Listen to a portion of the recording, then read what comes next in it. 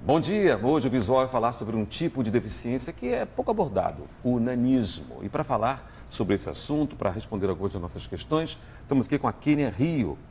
Não é isso, Kênia? Sim. Ela é advogada, tem um filho de 24 anos, já é até avó. É verdade. Não é isso? A Kênia, desde 2009, é presidente da Associação de Nanismo do Estado do Rio de Janeiro, a ANAERJ, que luta pelos direitos das pessoas com nanismo. Kênia, um bom dia para você. Minha primeira pergunta é: qual o principal objetivo da ANAERJ? Bem, primeiramente, é um prazer estar aqui presente aqui com vocês. Esse espaço que está sendo oferecido aqui para as pessoas com nanismo. Enfim, a ANAERJ ela foi criada com o objetivo de reunir os 218 tipos de nanismo. E é uma luta pelo preconceito, né? Que a gente vem buscando, através da sociedade, um espaço. Entendeu? Que as pessoas nos respeitem, que nos incluam e que nos coloquem no mercado de trabalho. Então, assim, essa busca é para melhor qualidade de vida também, a questão médica. Tem milhões de questões aí, é um leque de questões que que todas essas pessoas se encontram para isso, para alcançar esse objetivo. Mas as principais questões, quais são? A médica, Sim. Né, que é as questões, porque carregamos os ósseos, os artroses, escorioses, lordoses, cifoses, enfim. Vocês são mais acometidos desse tipo São de acometidos. A questão da inclusão social, que isso é muito importante, né, que isso aí é uma política que a gente vem buscando junto à sociedade, né, junto às políticas públicas, junto à sociedade, e a questão de inclusão no mercado de trabalho. E você já tem algumas conquistas com uma associação? Temos. Na verdade, assim, o nanismo ele foi considerado, através do Decreto-Lei 5.296 de 2004, como uma deficiência. Então, tem 10 anos, 11 anos, está completando esse ano. Então, assim, não é mais uma deficiência muito nova, mas as pessoas, a sociedade, ainda não visualizam isso. Não conseguem enxergar como uma deficiência, Não né? conseguem enxergar como uma deficiência. Então, a gente tem buscado a gente se visualizando na sociedade para elas perceberem que existe esse pequeno grupo e que esse pequeno grupo tem que ser respeitado. Você enfrentou muitas dificuldades quando criança? É engraçado, assim, não é a primeira vez que me perguntam sobre isso.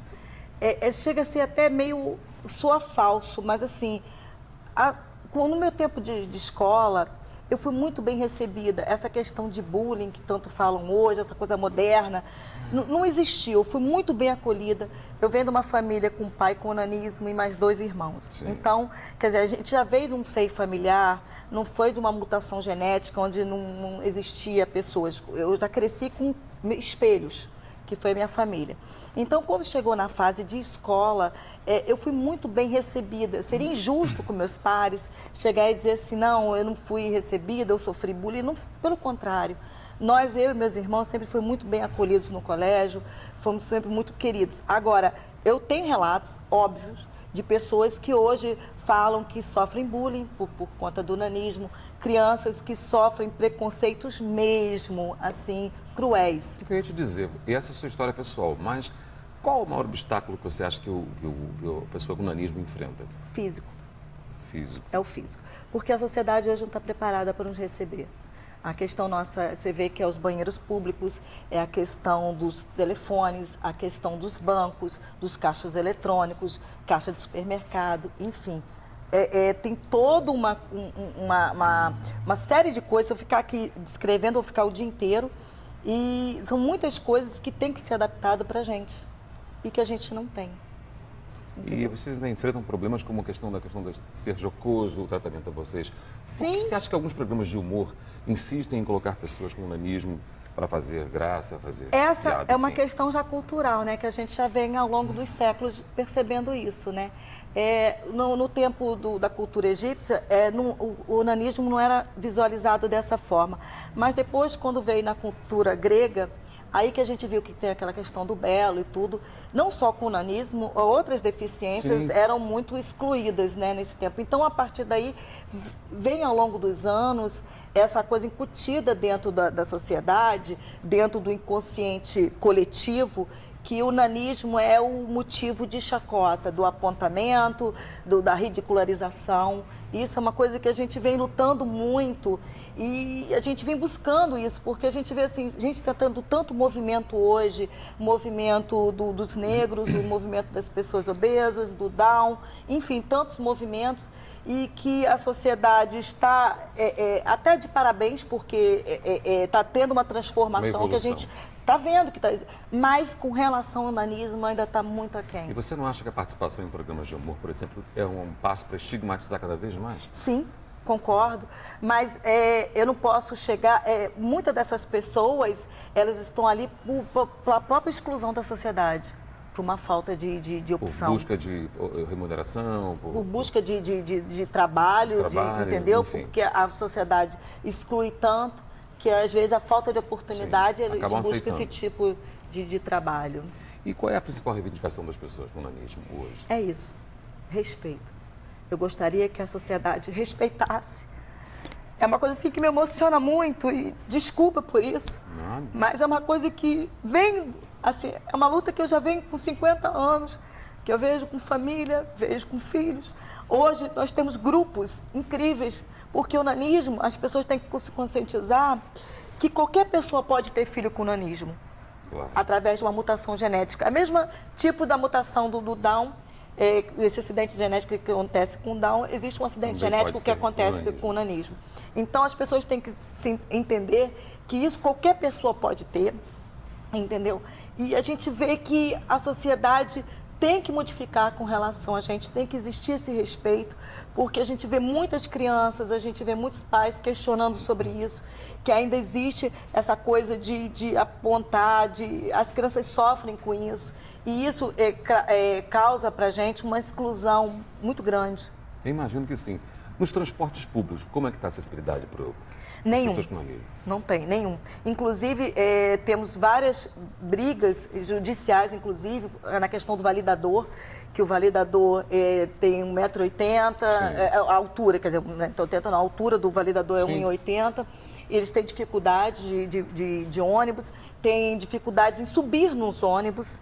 Tem a questão dos caixas eletrônicos, de pagar, de te retirar dinheiro. Uma gama de obstáculos. Uma gama. É a questão dos banheiros públicos também. A questão das escolas, que eles questionam muito que as escolas não têm mesa e nem cadeira para as crianças ficam sofrendo com isso. Os pais que têm que adaptar um móvel, um utensílio para dentro dos colégios, porque os colégios não oferecem isso. Eu ia te perguntar sobre isso.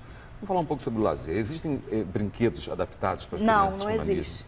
Não existe. As crianças ficam muito excluídas por conta disso. E há legislação que prevê isso, não? Não tem.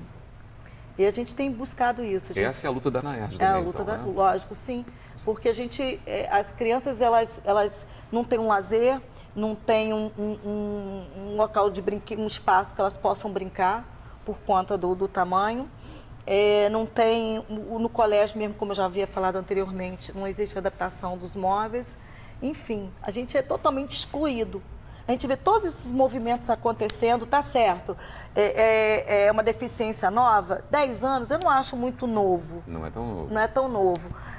Mas eu acho que a sociedade tem que se conscientizar que existe. Por isso, essa visibilidade que essa oportunidade que o programa está dando para a gente se tornar visível, para as pessoas terem ciência que existe esse grupo e que a sociedade precisa nos aceitar e oferecer para a gente ferramentas que a gente possa viver, né, como os outros, como os demais. Vocês precisam lutar também junto ao legislador para que possa mudar essa realidade. Justo. A gente tem buscado isso e é uma luta muito grande, não é tudo muito fácil, né?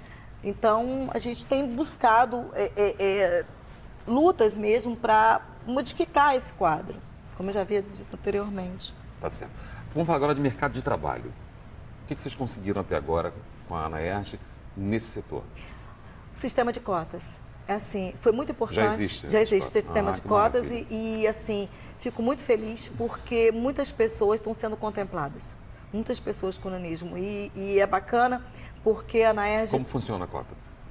Bom, as empresas, elas entram em contato com a gente porque são obrigadas através do Ministério do Trabalho, né? Sim. Elas são fiscalizadas e tem que ter uma determinada cota para cada empresa para... pelo número de funcionários. Pelos números de funcionários, para colocar uma pessoa com qualquer tipo de deficiência.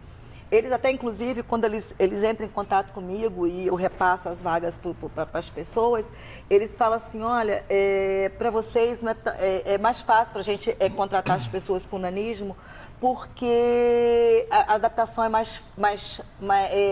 não precisa tanta adaptação. É só a questão de tamanho, né? A questão, por exemplo, botar um banquinho ou uma mesa menor.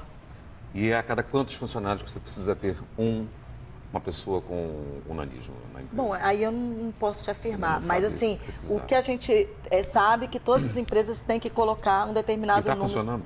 Está funcionando. Tem muitas pessoas com nanismo estão trabalhando em bancos, os bancos estão contratando muito, as empresas multinacionais, muitos estão contratando, empresas estatais também, enfim, o mercado de trabalho está usando essa mão de obra. Eu queria deixar que você deixasse agora uma mensagem que seria fundamental para as pessoas que têm o nanismo e para a sociedade brasileira. O que você diria para a gente? Vamos se tornar visíveis. Vamos para a rua, vamos participar dos projetos, vamos incluir na sociedade, entendeu? Vamos fazer valer, entendeu? O preconceito, ele acaba dentro de casa. Aos pais, principalmente. Dê condições, dê carinho, dê amor dentro das suas casas, para criar uma autoestima, para as crianças saberem como lidar com isso melhor quando estiverem junto dos seus pares. Kênia Rio, muito obrigado pelos esclarecimentos, pela sua participação aqui, viu? Muito obrigada. Muito obrigado. E para vocês, um bom dia.